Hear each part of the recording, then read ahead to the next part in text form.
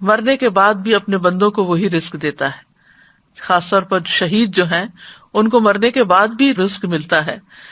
نبی صلی اللہ علیہ وسلم نے فرمایا جب تمہارے بھائی احد میں شہید کر دیے گئے تھے تو اللہ نے ان کی روحوں کو سبز رنگ کے پرندوں کے پیٹوں میں کر دیا جو جنت کی نہروں پہ آتے ہیں، وہاں کے پھل کھاتے ہیں، پھر سونے کی قندیلوں میں لوٹ جاتے ہیں جو عرش کے سائے میں لٹک رہی.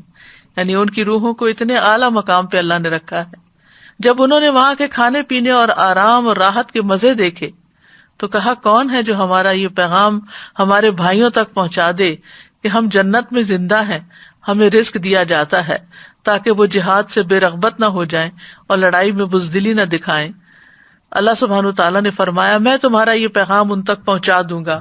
چنانچہ اللہ نے یہ آیت نازل کی وَلَا تَحْسَبَنَّ الَّذِينَ قُتِلُوا فِي سَبِيلِ اللَّهِ أَمْوَاتًا بَلْ أَحْيَاءٌ عِندَ رَبِّهِمْ يُرْزَقُونَ.